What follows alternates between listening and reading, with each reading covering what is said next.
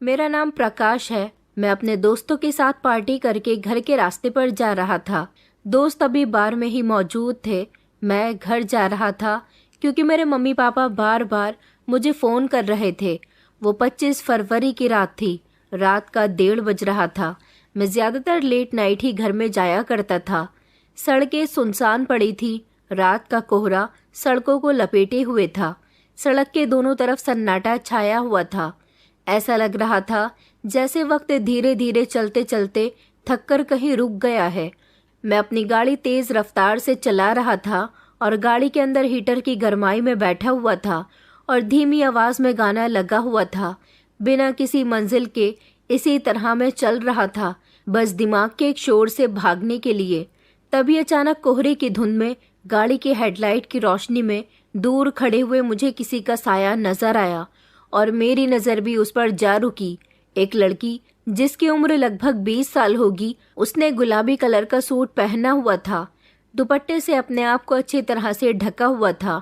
उसके बाल बिखरे हुए थे, आंखों से आंसू बह रहे थे और वो बिल्कुल सड़क के किनारे खड़ी हुई थी, जैसे किसी के रुकने का ही इंतजार कर रही हो।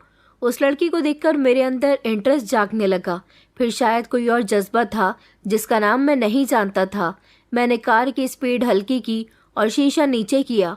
मैं गाड़ी से उतरकर लड़की के करीब चला गया और कहने लगा कि कौन हो तुम और यहाँ पर खड़ी क्यों रो रही हो। वो मुझे देखकर चौंकी नहीं थी। ऐसा लग रहा था जैसे उसे पहले से ही आइडिया था कि कोई उसके लिए रुकेगा। फिर उसने धीरे से कहा कि माँ के इलाज के लिए पैसे चाहिए। घर में मेरी माँ बहुत बीमार पड़ी हुई है। जिंदगी और मौत के बीच की जंग लड़ रही है। उसकी बात सुनकर पहले तो मैं खामोश खड़ा रहा, लेकिन मेरे होठों पर मुस्कुराहट आ गई। मैंने सोचा कि क्या जमाना आ गया। सड़क पर खड़ी हुई लड़की और शब्द ऐसे लाचारी भरे। मैंने सोचा कि ये भीख मांगने का कोई नया बहाना है।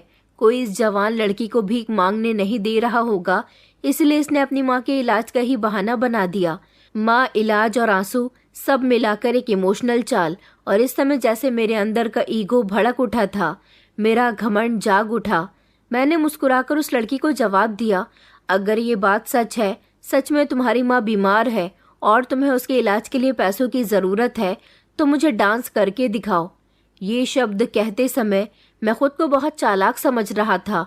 उस लड़की ने मुझे देखकर पलकें नहीं झपकाई, बल्कि वो मेरी आंखों में आंखें डालकर देख रही थी। उसके चेहरे पर ना तो गुस्सा था और ना ही हैरानी थी, सिर्फ एक खामोशी थी जो बड़ी मुस्कुराहट से कई ज्यादा ताकतवर थी। जैसे वो मेरी आंखों में झांककर कह रही हो कि तुम जो कह रहे हो वो तुम्हारे अंदर की गंदगी है, बदतमीजी है, मेरे बाहर की नहीं।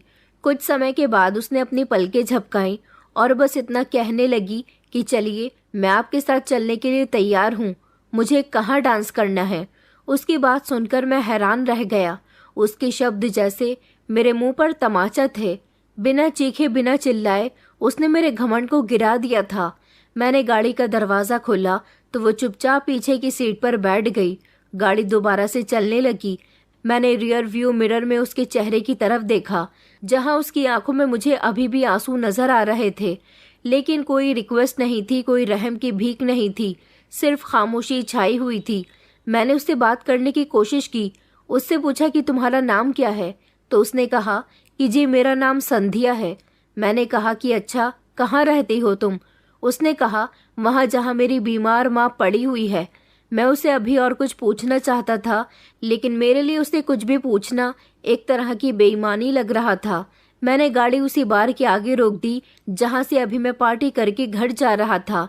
अंदर रोशनी, शोर और हंसी गुल्लों की आवाज़ और वही दुनिया जहाँ पर मेरा सबसे ज़्यादा वक्त गुजरता था, जहाँ पर मैं सिर्फ लड़कियों का डांस देखने के लिए, उनकी सुंदरता को देखने के लिए और ड्रिंक करने के लिए आया करता था। मैंने कहा चलो बार के अंदर, तुम्हें यहाँ डांस करना है। मैंने जब उसे ताना देते हुए ये बात कही तो वो अभी भी अपने चेहरे से मुझे ऐसा जवाब दे रही थी जैसे कह रही हो कि मैं यहाँ डांस करने के लिए तैयार हूँ। मगर अब मेरी आवाज़ में बहुत ताकत नहीं थी।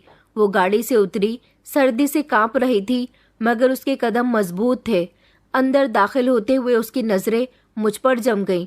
लड़कों के चेहरे पर अभी भी वही दरिंदगी जो चमकती रोशनी में छुप जाती है, वो स्टेज के करीब जाकर प्ले हुए गाने पर डांस के स्टेप स्टार्ट करने लगी। मेरे दोस्त अभी भी वहां पर मौजूद थे। वो मुझसे कहने लगे कि यार, ये लड़की कौन है, और तुम तो अभी घर चले गए थे ना, अब अचानक यहाँ दोबारा कैसे आ गए। मैंने कहा पता नहीं कौन है, रास्ते पर खड़ी हुई थी बेचारी। मैंने कहा डांस करोगी, तो तैयार हो गई। फिर मेरे दोस्त भी उसका डांस इंटरेस्ट लेकर देखने लगे। वो बहुत अच्छा डांस कर रही थी, लेकिन ये घरेलू डांस था। बहुत सी लड़कियां टीवी के सामने टीवी एक्ट्रेस को देखकर डांस की प्रैक्टिस करती हैं। उसका डांस भी कुछ इसी तरह का था। उसके शरीर में वो रवानी नहीं थी जो एक डांसर के डांस में होती है। उसके कदम झिझक रहे थे, जैसे हर कदम उसे गुजरे हुए कल के किसी दर्द में लेकर जा रहे हों। लड़के उसे देखकर तालियां बजा रहे थे, सीटी बजा रहे थे, उसके बारे में गलत गलत कमेंट कर रहे थे। कुछ ने तो उसके ऊपर नोट फेंकने भी शुरू कर दिए थे और कुछ उसके करीब जाकर उससे लग लग कर डांस कर रहे थे, मगर वो उनसे पीछे हट रही थी। ऐसा लग रहा था जैसे बेबस हो, लेकिन मैं अपने दोनों हाथ बांधकर उसे लगातार देखता रहा। मेरे अंदर कोई सवाल जागा, कोई बेचैनी, कोई जज्बा जो मैं बरसों से दबा चुका था। मुझे ऐसा लग रहा था जैसे नाचती हुई वो कोई लड़की नहीं, बल्कि मेरा अपना ज़मीर है जो मेरे सामने हो रहा था। डांस खत्म हुआ, लेकिन वो खामोशी से स्टेज से उतरी और उसने ज़मीन के सारे नोट उठाने शुरू किए और मेरी तरफ देखे बिना ही वहाँ से बाहर निकल गई। मैं जल्दी जल्दी उसके पीछे गया और उसे आवाज़ लगाई तो उसने मेरी तरफ देखा। मैंने कहा कि तुम झूठ बोल रही थी, तुम्हारी माँ बीमार है, और तुमने खुद ही कहा कि तुम्हारी माँ जिंदगी और मौत के बीच की जंग लड़ रही है। इसका मतलब कि वो बहुत ज़्यादा ही बीमार है। ऐसे मौके पर कोई बेटी डांस थोड़ी ना करती है। ये सब तुमने पैसों के लिए किया है। उसके कदम जो अब तक बोझ ढो रहे थे अचानक रुक गए। उसने धीरे से सर घुमाकर मेरी तरफ देखा और उसकी आंखों में वो नमी नहीं थी जो हार मानने वाले लोगों की आंखों में होती है। वो एक अजीब तरह की नमी थी, जैसे वो आंसू नहीं बल्कि सवाल हों। उसकी आंखों के कतरे मुझसे कोई सवाल जवाब कर रहे थे जिनको मैं जानकर भी नहीं जानना चाहता था। उसकी आवाज़ कांप रही थी, लेकिन उसके शब्दों में रिक्वेस्ट नहीं थी, बस एक रुका हुआ सा दर्द था। उसने कहा कि साहब, मेरी माँ सच में बीमार है। उनके गले में ट्यूमर है जिसकी वजह से वो दर्द से तड़प रही हैं।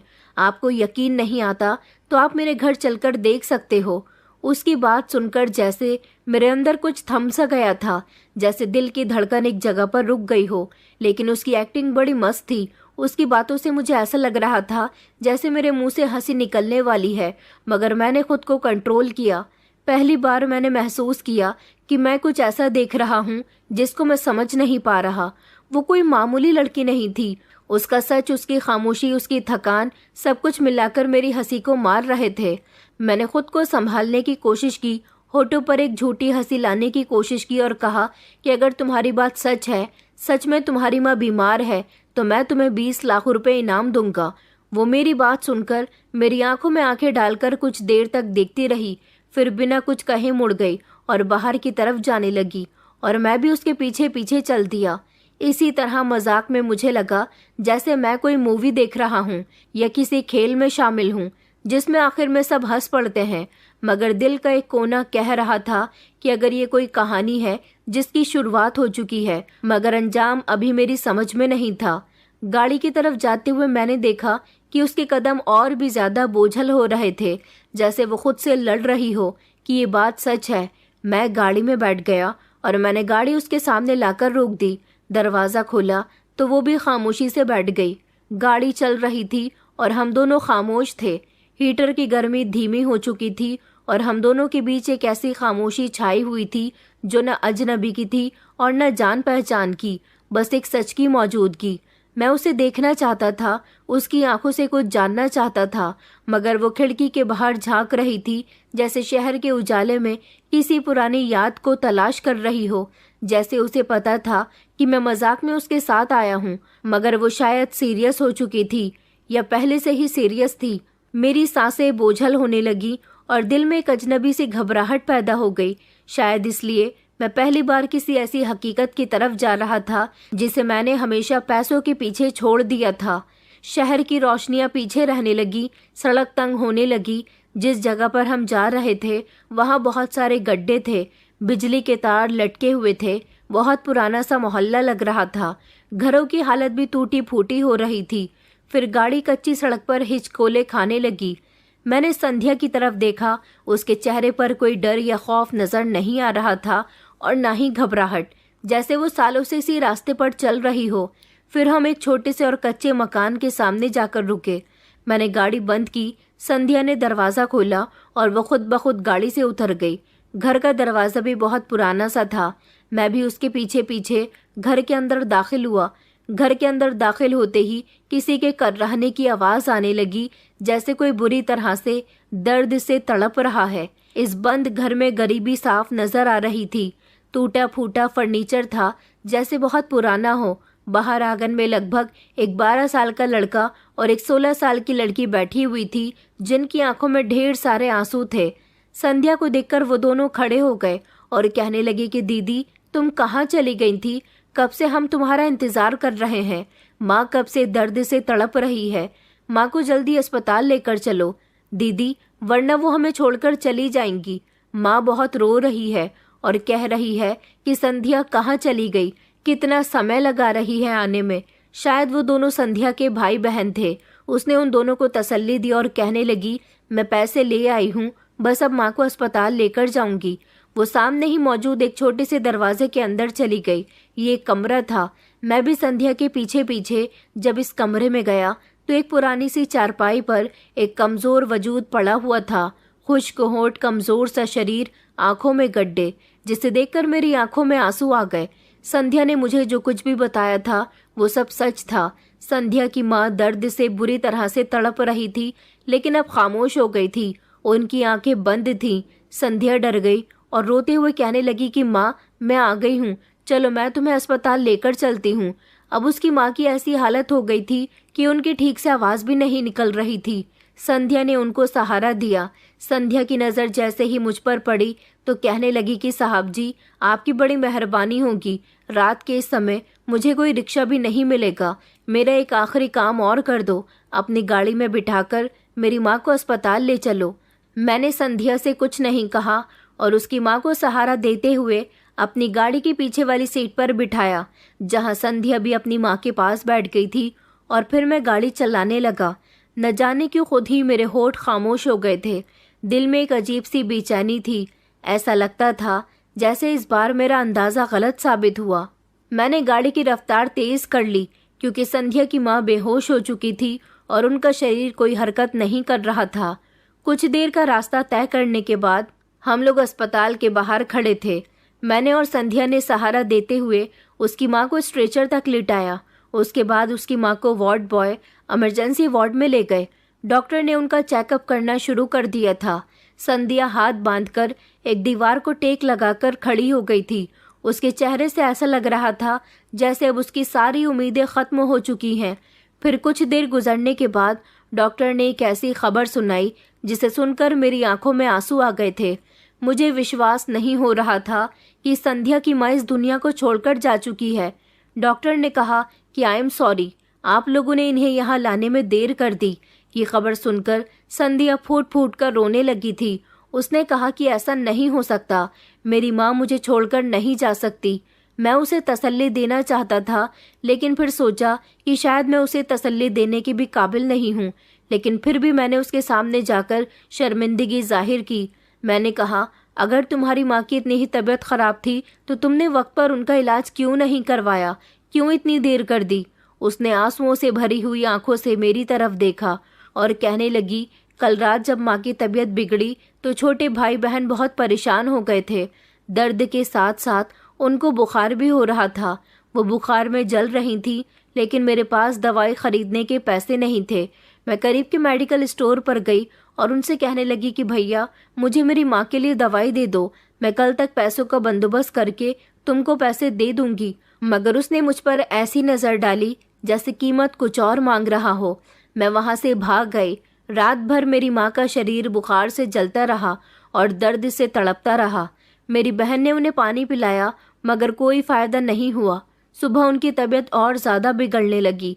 मैं लोगों से मदद मांगने के लिए सारा दिन इधर से उधर घूमती रही, मगर किसी ने मेरी मदद नहीं की। और अब देखो, जब पैसों का बंदोबस्त हुआ तो मेरी माँ मुझे छोड़कर चली गई। इसी गरीबी ने मेरे पिताजी की भी जान ले ली थी और अब मेरी माँ की भी जान ले ली। पहले कुछ देर तक वो रोई, फिर उसने दोबारा से बात शुरू की और कहने लगी कि मेरे पिता भी मुझे बचपन में छोड़कर चले गए थे। मेरी माँ ने लोगों के घरों में काम किया, लोगों की बातें सुनी, ताने सहे, लोगों के घरों के उल्टे सीधे काम किए, कपड़े धोए, बर्तन धोए, लेकिन कभी हमें दरवाजे पर भीख मांगने के लिए नहीं भेजा। मगर आज मेरी माँ की बीमारी मुझे किस रास्ते पर ले आई थी। मैंने संध्या की आंखों की तरफ देखा। अब उनमें रोशनी नहीं थी और वो खाली भी नहीं थी। ऐसा लगता था जैसे वो आंखें कोई सपना नहीं देखती, सिर्फ हकीकत को गिनती हैं। अस्पताल वालों ने संध्या की माँ की डेड बॉडी हमें दे दी थी। उन्हें घर लाते लाते हमें सुबह का समय हो गया था। मेरा मोबाइल बार बार बज रहा था। मेरे घर से फ़ोन आ रहे थे। आज मुझे सारी रात हो गई थी। मैं घर से बाहर रहा था, इसीलिए मेरे माता पिता मेरे लिए परेशान हो रहे थे, मगर मैंने उनको भी कोई जवाब नहीं दिया और खामोशी से अपना मोबाइल साइलेंट कर दिया। वो लोग मुझे कॉल करते रहे, लेकिन मैंने उनको नहीं बताया कि मैं कहाँ पर हूँ। फिर संध्या की माँ के शव को एम्बुलेंस में रखकर उसके घर लाया गया। उसके भाई बहन जो अपनी माँ के ठीक होने का इंतजार कर रहे थे, एम्बुलेंस में आती हुई अपनी माँ के शव को देखकर बेकाबू हो गए और चिल्ला चिल्ला कर रोने लगे। वो अपने बहन भाइयों को संभाल रही थी। उसने अपने बहन भाई के आंसू पोंछने के लिए अपने आंसुओं को रोक लिया और उनको बार बार यही समझाती कि मैं तुम्हारे साथ हूं ना। जिस तरह पिताजी हमें छोड़कर चले गए थे तो माँ हमारा सहारा बनी थी, इसी तरह माँ हमें छोड़कर चली गई तो अब मैं तुम्हारा सहारा बनूंगी। पता नहीं उसकी तकलीफ को देखकर मेरे दिल में चुभन क्यों हो रही थी। मैं तो ऐसा नहीं था, मैं तो अपने घमंड में रहने वाला इंसान था। मुझे तो दूसरों की तकलीफ लगती ही नहीं थी, तो फिर आज संध्या की तकलीफ मुझे शिद्दत से महसूस क्यों हो रही थी। हालांकि मेरा उससे कोई संबंध भी नहीं था। मेरी उससे मुलाकात को अभी 24 घंटे भी नहीं हुए थे, तो फिर मैं उसकी परवाह क्यों कर रहा था। क्यों उसका उदास चेहरा मेरे मन को परेशान कर रहा था।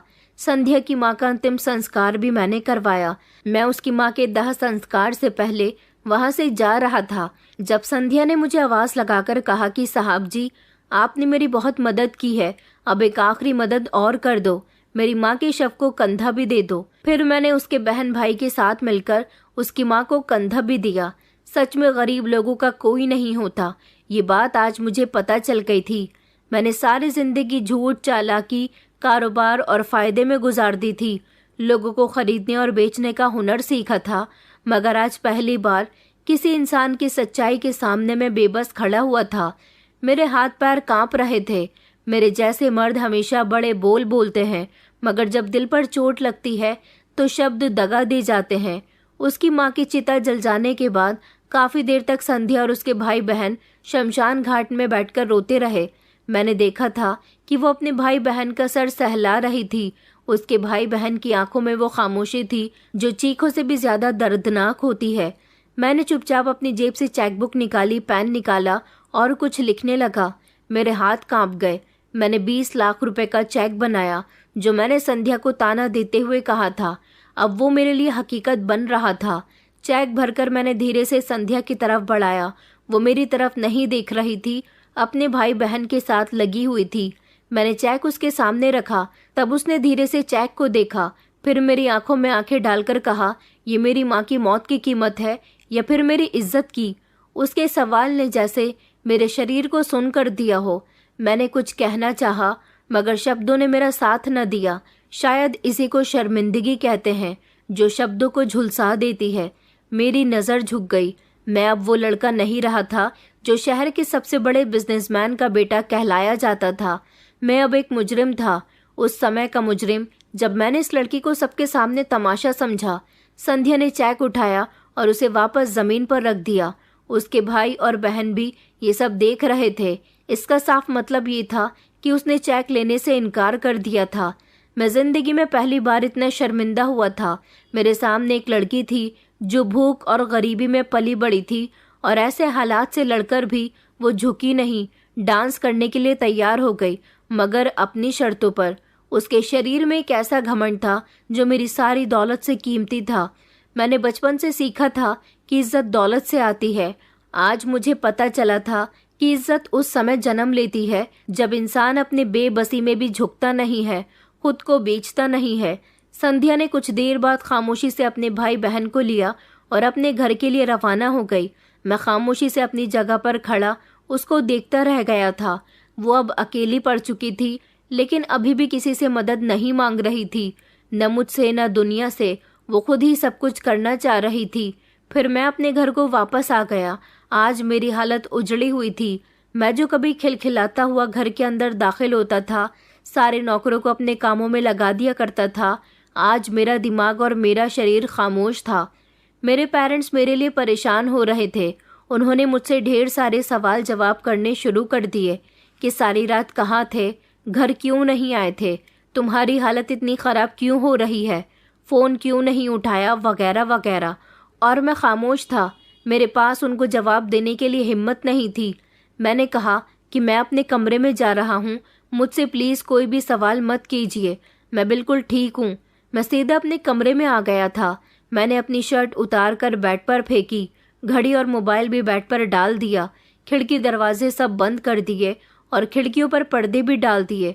कमरे की लाइट बंद की और अंधेरा करके लेट गया था। बार बार मेरी आंखों के सामने संध्या का चेहरा आ रहा था और उसकी बेबसी। न जाने क्यों मैं इतना शर्मिंदा हो रहा था। मुझे ऐसा लगता था कि मैंने संध्या के साथ जो किया वो मेरी जिंदगी की सबसे बड़ी गलती थी।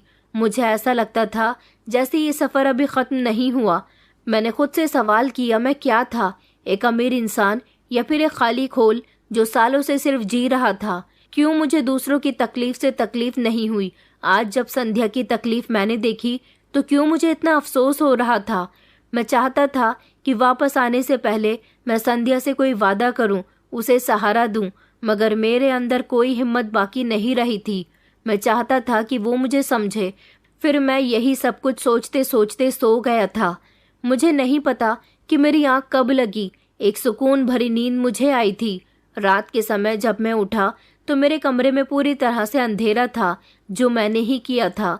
मैंने लाइट ऑन की, फ्रेश हुआ और फिर अपने पेरेंट्स के पास चला गया था, जो कि रात के खाने पर मेरा इंतज़ार कर रहे थे।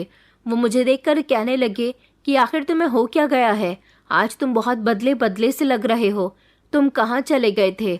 मैंने उनको नरम शब्दों में बताया कि आपका बेटा बहुत बदल गया है। हमेशा आप लोग कहा करते थे कि सुधर जाओ, गलत हरकतें करना छोड़ दो, अपने दिल को नरम रखा करो, गुस्सा कम किया करो, लोगों की तकलीफ को समझा करो। बस समझ लीजिए कि आपके बेटे के अंदर अब वो सारी खूबियाँ आ गई हैं। मेरी मॉम ने मुझे गौर से देखा और कहने लगी कि बेटा, ये तुम किस तरह की बातें कर रहे हो। मैंने कहा, मॉम मैं बिल्कुल ठीक कह रहा हूँ, आप लोग मेरे लिए परेशान न हो, मैं बिल्कुल ठीक हूँ, खाना खाइए। मेरे पेरेंट्स मेरी बातों से हैरान थे। अगले दिन मैं फिर से संध्या के घर चला गया था। मेरे अंदर अभी भी हिचकिचाहट थी। आज मैं सिर्फ इंसान बनकर उसके पास आया था, न कोई ऐसा इंसान जो दूसरों को अपने आगे कुछ ना समझता हो। जो इंसान खुद को शहर का सबसे अमीर इंसान समझता था, वो अब अपनी आंखों में नमी लेकर संध्या के दरवाजे पर खड़ा हुआ था। शायद पहली बार, सिर्फ पहली बार मैंने खुद को देखा जैसे मैं वो नहीं था जिसे दुनिया देखा करती थी। सब कुछ वैसे का वैसा था, मगर मेरे अंदर का दिन अभी भी उसी रात के जैसा था। जब मैं उसके घर पहुंचा तो सब कुछ वैसा का वैसा ही था। दीवारों पर वही नमी थी, वही खामोशी थी। मैंने दरवाज़ा धीरे से खटखटाया। पहले तो मैं एक सेकंड के लिए रुका, क्योंकि मेरे अंदर एक झिझक सी थी। दरवाज़ा धीरे से खुला। संध्या मेरे सामने खड़ी हुई थी। उसके चेहरे पर नींद की थकान और आंखों के नीचे काले घेरे थे, मगर वो अभी भरोसे के साथ खड़ी हुई थी। उसने हैरानी से मुझे देखा और सवाल करने लगी कि आप। मैंने धीरे से कहा कि हाँ, बस तुम्हारे लिए और तुम्हारे भाई बहन के लिए कुछ खाने का सामान लेकर आया था। कुछ नहीं कहा उसने, बस दरवाजे से पीछे हट गई, जैसे मुझे अंदर आने का इशारा दे रही हो। मैं घर के अंदर दाखिल हुआ तो उसकी बहन आंगन की सफाई लगा रही थी और भाई एक तरफ बैठा हुआ था। मेरे अंदर दाखिल होते ही उन्होंने भी मुझे गौर से देखा, जैसे सोच रहे हों कि अब मैं इस समय यहाँ क्या करने के लिए आया हूँ। मैंने संध्या की बहन से कहा कि ये तुम्हारे लिए, तुम लोग खाना खा लेना। संध्या की बहन ने मेरे हाथ से खाने का सामान पकड़ लिया, लेकिन संध्या कहने लगी कि आप हमारे लिए ये सब कुछ क्यों कर रहे हैं। देखो, मेरी माँ जो हमारे लिए कमाया करती थी वो अब इस दुनिया से चली गई। अब इनकी माँ मैं हूँ तो मैं कुछ न कुछ कर लूँगी। मैंने कहा कि घर आए मेहमान से इस तरह का सलूक करती हो तुम, मुझसे पानी को भी नहीं पूछा। उसकी बहन ने कहा कि अरे नहीं नहीं साहब, दीदी उदास है, आप बैठिए, मैं आपके लिए पानी लेकर आती हूँ। उसने मुझे करीब रखी कुर्सी की तरफ इशारा करते हुए कहा। मैं कुर्सी पर बैठ गया था, लेकिन संध्या मुझसे बात करने के बजाय खिड़की के पास जाकर खड़ी हो गई थी। मैंने उससे बात करनी चाहिए, कहा कि अगर तुम मुझे इजाज़त दो तो मैं तुम्हारे लिए काफ़ी कुछ कर सकता हूँ। वो मेरी तरफ पलटी, उसकी आंखों में वही पुरानी रोशनी थी जो अब धुंधली हो चुकी थी। उसने कहा कि नहीं, मुझे आपकी मदद की कोई ज़रूरत नहीं है। उसकी बात का मेरे पास कोई जवाब नहीं था। मैं जानता था कि उसे मेरी कही हर बात अब झूठ लगेगी। मैंने कहा कि मैं वैसा इंसान नहीं हूँ जैसा तुम सोच रही हो।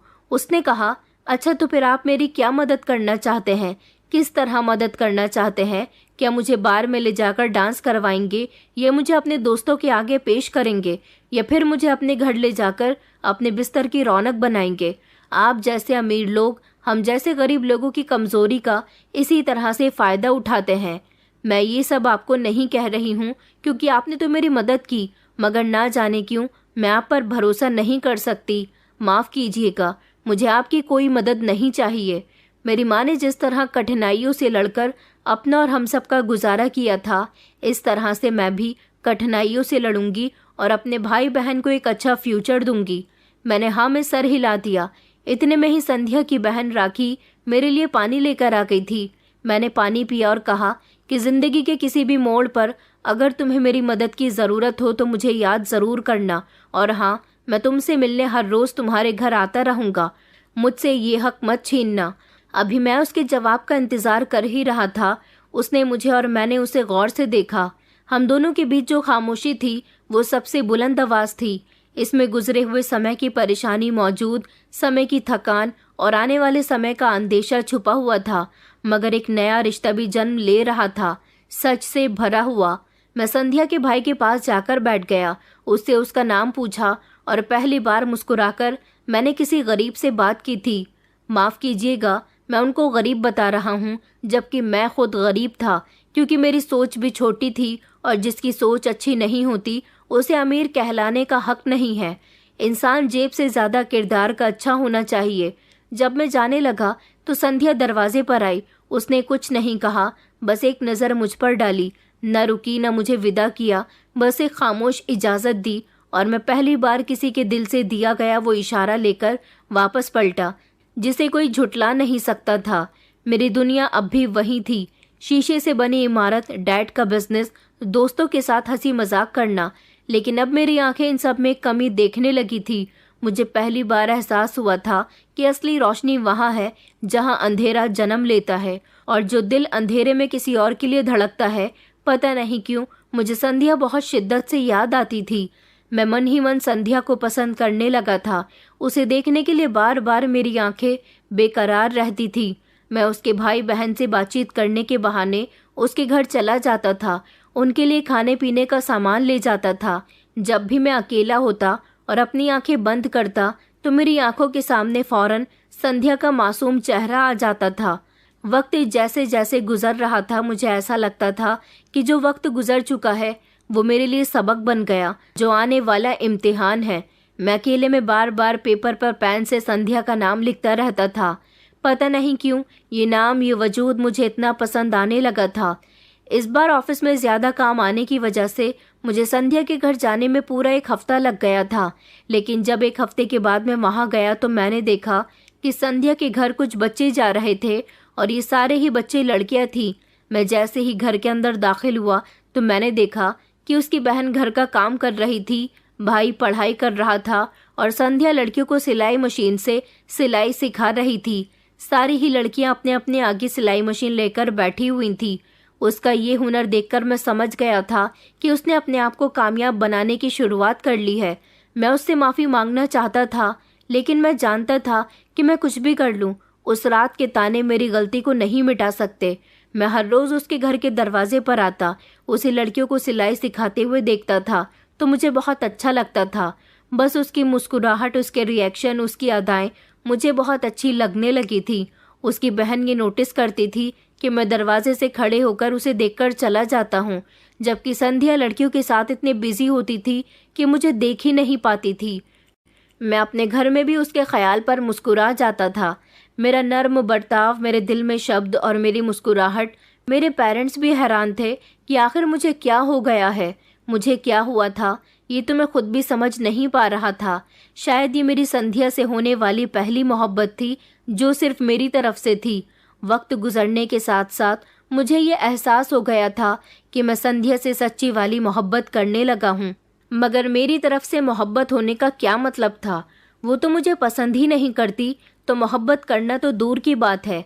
मेरे घर वाले भी पूछने लगे थे कि तुम ठीक तो हो ना, आखिर तुम्हें क्या हो गया है। मैं सर हिलाकर उन्हें जवाब दे दिया करता था, शायद अब मैं ठीक होना शुरू हो रहा हूँ। संध्या की मोहब्बत मेरे दिमाग पर सवार होने लगी थी। उस शाम मैं संध्या के घर पर गया था। मेरी आंखों में कोई दिखावा नहीं था, न उसके लिए कोई चेक। बस मैं उसके भाई बहन की शिक्षा के लिए उसके पास एडमिशन का तोहफा लेकर गया था, जिस पर संध्या चाहे तो मुझे इनकार कर सकती थी, लेकिन मुझे बुरा नहीं लगता। मैं चाहता था कि संध्या के भाई बहन अब्रॉड जाकर पढ़ाई करें। संध्या अपने पैरों पर खड़े होने के लिए काफ़ी मेहनत कर रही थी। मैं चाहता था कि उसके भाई बहन भी अपनी पढ़ाई पूरी करके कामयाब बने। मैं जब उसके पास ये ऑफ़र लेकर पहुंचा तो उसने पहले तो मुझे गौर से देखा, फिर काफ़ी देर तक सोच विचार करने लगी। फिर कहने लगी, मैं आपसे आज भी यही सवाल करूंगी कि आप मेरे और मेरे भाई बहन के लिए ये सब क्यों कर रहे हो, क्यों आए हैं आप यहाँ? मैंने कहा, संध्या, मैं चाहता हूँ कि तुम्हारे भाई बहन बाहर जाकर पढ़ाई करें। तुम भी तो अपने भाई बहन को कामयाब बनाना चाहती हो ना, तो तुम अपने भाई बहन को मेरे पैसों पर पढ़ने के लिए बाहर भेज दो। जब वो पढ़कर वापस आ जाएंगे और अपने पैरों पर खड़े हो जाएंगे, तुम भी कमाने लायक हो जाओगी, तो तुम मेरा कर्जा चुका देना। मैं तुम पर कोई एहसान नहीं कर रहा, बस ये समझ लो कि तुम्हें एक तरह का लोन दे रहा हूँ। मैं जानता हूँ कि तुम मेरा कोई भी तोहफा आसानी से एक्सेप्ट नहीं करोगी, लेकिन मेरा दिया हुआ कर्जा तो ले सकती हो ना, जो तुम मुझे वापस कर देना। वो खामोश हो गई। उसने अपने भाई बहन की तरफ देखा। दोनों कहने लगे कि दीदी, हम बाहर जाकर पढ़ना चाहते हैं। दीदी, आप इनकी बात मान लो। अपने भाई बहन की बात पर वो मेरा ऑफर एक्सेप्ट करने के लिए राजी हो गई थी, और फिर उसने कहा कि मैं अपने भाई बहन के पढ़कर आने का इंतज़ार नहीं करूंगी, बल्कि उससे पहले ही उनकी पढ़ाई के खर्चे के सारे पैसे आपको सूद समेत वापस कर दूंगी। मैंने उसे मुस्कुराकर देखा और कहा कि हाँ हाँ, वापस कर देना। मैंने लगभग 3 महीने बाद ही संध्या के भाई और बहन के बाहर की पढ़ाई की व्यवस्था कर दी थी। उन दोनों को अपनी जिम्मेदारी पर बाहर पढ़ने के लिए भेज दिया था, लेकिन यहाँ संध्या घर में अकेली रह गई थी, इसलिए मैंने उसके घर के बाहर कुछ गार्ड्स लगा दिए थे जो कि उसकी देखभाल कर सकें। संध्या को इस बारे में नहीं पता था कि मैंने उसके घर के बाहर सिक्योरिटी का बंदोबस्त कर दिया है। उसके भाई बहन के पीछे जब मैं उसके घर आया, उसने दरवाज़ा खोला। इस बार उसकी आंखों में खामोशी थी। वो मुझसे डर नहीं रही थी, बल्कि मुझे देखकर एक लम्हे के लिए ठहर गई थी। मैंने उससे कहा, तुम्हारे भाई बहन बिल्कुल ठीक है, तुम्हें परवाह करने की ज़रूरत नहीं है। तुमने मुझ पर भरोसा करके बहुत अच्छा किया। उसने कहा कि आपका बहुत बहुत शुक्रिया, जिस पर मैं धीमे से मुस्कुरा दिया। अब मैं उसे क्या बताता कि मैं उसके लिए ये सब कुछ क्यों कर रहा था। वो भी दिन ब दिन कामयाब होती जा रही थी। उसकी बहुत सारी स्टूडेंट्स थीं जो उससे सिलाई सीख चुकी थी, मगर जो पैसे उसके पास आते थे उनसे वो अपना गुजारा किया करती थी। मैं चाहता था कि संध्या जैसी टैलेंटेड लड़की कामयाब होनी चाहिए, दुनिया के सामने उसका टैलेंट आना चाहिए। एक दिन मैं अपने एक दोस्त के पास गया जिसकी पत्नी का अपना बुटीक था, और वो अपने ही बुटीक के लिए तैयार किए हुए कपड़े मार्केट में सप्लाई किया करती थी। मैंने उसे संध्या के बारे में बताया और कहा कि लड़की बहुत टैलेंटेड है। संध्या के अंदर ये हुनर उसकी माँ की तरफ से आया था। उसकी माँ ने उसे सिलाई सिखाई थी। मैं चाहता था कि उसकी यही सिलाई, उसका यही हुनर उसके काम आ जाए। मेरे दोस्त की पत्नी एक दिन संध्या के घर चली गई और उसने संध्या को अपने बुटीक में नौकरी करने की ऑफ़र दी। उसने पहले संध्या को नौकरी का ऑफ़र इसलिए दिया क्योंकि वो पहले संध्या का काम देखना चाहती थी। मैंने संध्या को भनक भी पड़ने नहीं दी कि इस सब में मेरा हाथ है। संध्या पहले तो इस नौकरी के ऑफ़र से चौंक गई थी, क्योंकि अभी तक वो घर में ही लड़कियों को 200 या 300 महीने की सिलाई पर सिखा रही थी, जिसमें कुल मिलाकर उसके पास 5,000 तक आ जाया करते थे। मगर मैं चाहता था कि संध्या की कमाई ज्यादा हो। जब मेरी दोस्त की पत्नी शनाया ने संध्या को अपने बुटीक के बारे में बताया और कहा कि आप जैसी लड़कियों की हमें अपने बुटीक में ज़रूरत है, तो संध्या इस नौकरी के ऑफर के लिए मान गई। जब वो शनाया की बुटीक में गई और उसने वहाँ के ड्रेसेस देखे तो वो थोड़ी घबराई, क्योंकि ये काम वेल ट्रेंड डिज़ाइनर्स का था, मगर वो अपने आप को खुद से कम समझ रही थी। फिर उसने अपने अंदर साहस भरा और फिर कुछ हिम्मत उसे शनाया ने दी और उसे समझाया कि तुम हमारे यहाँ काम करो, हम तुम्हारे साथ हैं। उसने वहाँ पर काम करना शुरू किया। वक्त गुजरता गया। संध्या बुटीक के सारे कामों को अच्छी तरह से समझ गई थी और फिर उसकी महीने की सैलरी भी बन गई। मैं वहाँ रोज़ चोरी चुपके उसे देखने के लिए आता था। मेरे दोस्त की पत्नी शनाया समझ गई थी कि मैं उसके लिए इतनी हमदर्दी क्यों कर रहा हूँ। ज़रूर वो मेरे लिए स्पेशल है। और फिर एक दिन संध्या को उसकी मेहनत के बेस पर बुटीक का मैनेजर बना दिया गया, क्योंकि उससे ज़्यादा टैलेंटेड और मेहनती वहाँ पर कोई भी नहीं था। ये बात तो शनाया को भी दिख रही थी, जो कि बुटीक की ओनर थी। संध्या की इस लगन से मैं बहुत खुश हुआ था। वक्त गुजरता गया और संध्या कामयाबी की ऊंचाइयों तक पहुंच गई थी। मैं जहां अभी तक संध्या के पीछे था, पीछे ही रहा, कभी उसके सामने न आया। फिर एक वक्त वो आया जब संध्या की बहन न्यूयॉर्क से डॉक्टर बनकर लौटी। भाई हालांकि अभी भी पढ़ाई कर रहा था। कितने सालों का सफ़र मैंने काफ़ी समय में तय किया था, जब संध्या की बहन ने यहाँ आकर संध्या का नाम रोशन किया। संध्या अब अच्छा कमाने लगी थी, मगर हैरानी की बात ये थी कि वो अभी भी कई सालों पुरानी उस बात को नहीं भूली थी जो मैंने कही थी, मेरा कर्ज, जो वो अभी भी चुकाना चाहती थी। मेरे दिल में आज भी संध्या के लिए बहुत इज्जत थी। मेरे घर वाले मेरी शादी करवाना चाहते थे, लेकिन मैंने सिर्फ उसकी खातिर शादी नहीं की और उन लोगों से वक्त मांगता रहा। मेरे पेरेंट्स मुझे बहुत प्यार करते थे। मैं उनका इकलौता बेटा था। मैं जानता था कि मैं उनसे संध्या के बारे में बात करूंगा तो वो मेरी बात ज़रूर मानेंगे। इसलिए उनको पता था कि मैं संध्या जैसी एक लड़की से मोहब्बत करता हूँ और उसके मान जाने का इंतज़ार कर रहा हूँ कि कब उसके दिल में मेरे लिए मोहब्बत जागेगी। मैंने सिर्फ संध्या के साथ ये हमदर्दी नहीं की थी, अपने बिजनेस में भी मन लगाकर काम करना शुरू कर दिया था। गरीब लोगों की मदद करना शुरू कर दी थी। बेसहारा लोगों को सहारा देना शुरू कर दिया था और कुछ मासूम बच्चों को शिक्षा दिलवाने की सहूलियत लागू की थी। कुछ गरीबों का इलाज अपने पैसे से करवाया था। संध्या ने मुझे पूरी तरह से बदल दिया था और वो इस बात से अनजान थी कि उसकी वजह से एक पत्थर दिल इंसान अब नरम दिल बन गया। संध्या अब शहर में पहचानी जाने लगी थी। मेरी असली पहचान तो वो थी जब उसने मुझे एक आदमी से इंसान बनाया था। एक दिन जब मैं उसके दरवाजे पर गया तो वो अपनी बहन के साथ बैठी हुई थी। मैं अंदर जाकर बैठ गया। उसने अपने घर को भी पूरी तरह से बदल दिया था। अब ये छोटा सा घर छोटा नहीं बल्कि बहुत सुंदर लगता था। संध्या मेरे सामने चाय लेकर आई। पहली बार बिना देखे उसने कहा कि अब आप मेहमान नहीं रहे, आप हमारे लिए हमारे घर के मेंबर बन गए हो। ये शब्द जैसे मेरे लिए किसी मोहब्बत से कम नहीं थे। उसने मेरे होठों पर मुस्कुराहट ला दी थी। उसने मेरे सामने अचानक हाथ जोड़ दिया और कहने लगी कि आपका बहुत बहुत शुक्रिया मुझे ये जिंदगी देने के लिए। मैं चौंक गया। मैंने कहा, तुम हाथ क्यों जोड़ रही हो, ये तुम क्या कह रही हो? उसने कहा, आपको ज़्यादा अनजान बनने की एक्टिंग करने की ज़रूरत नहीं है।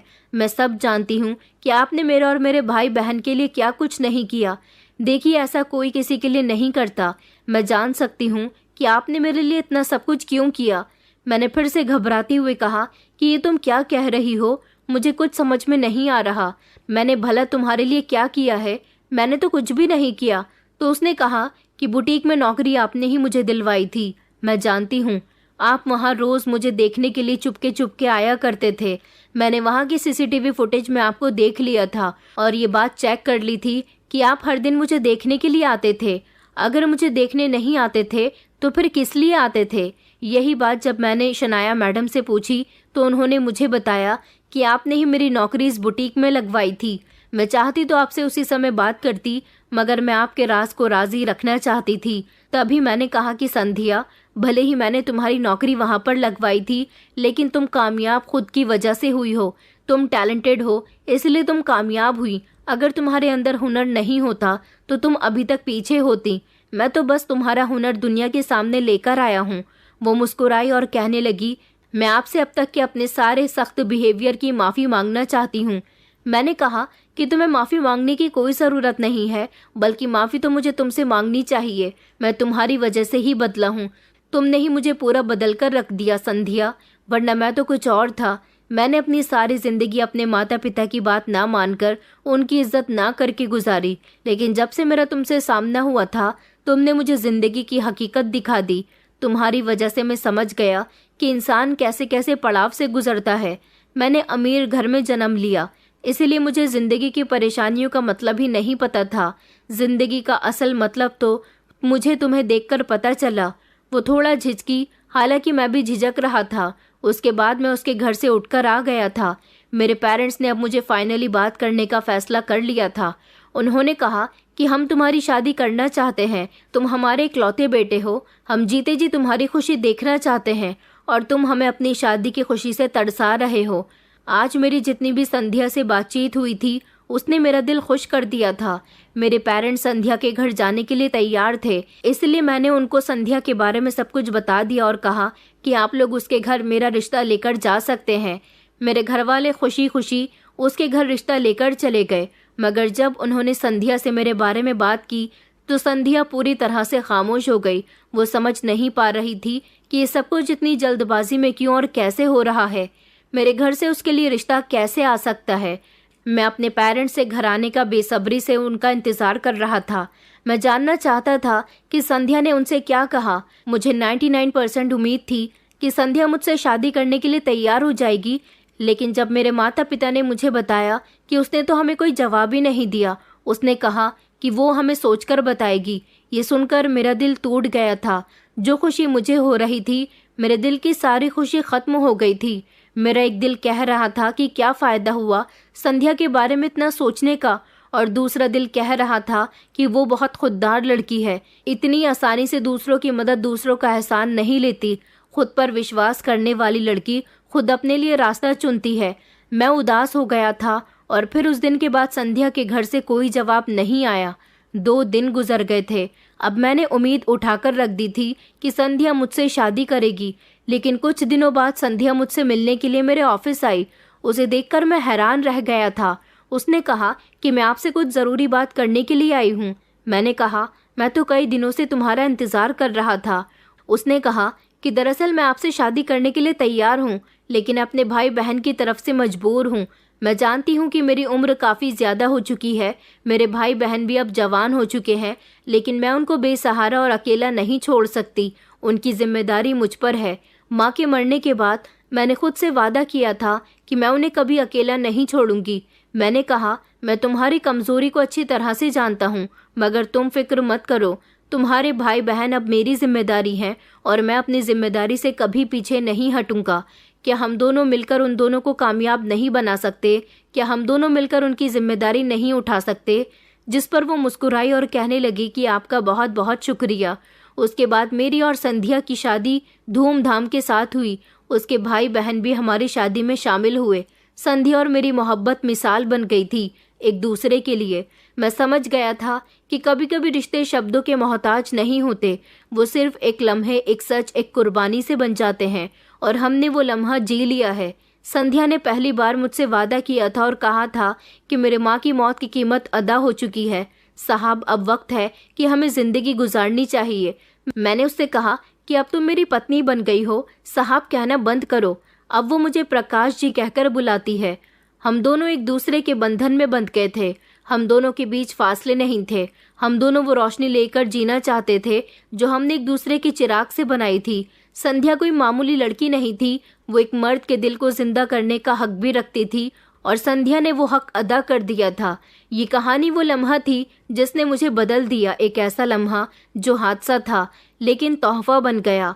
जिस लड़की को मैंने तमाशा समझा था, वो मेरी जिंदगी का हिस्सा बन गई। संध्या अब मेरी जिंदगी का हिस्सा है। जहाँ इंसानियत ने आँख खोली, एक मौत की कीमत अदा हो चुकी थी। अब मैं जिंदा था और अपनी पत्नी के साथ बहुत खुश हूँ।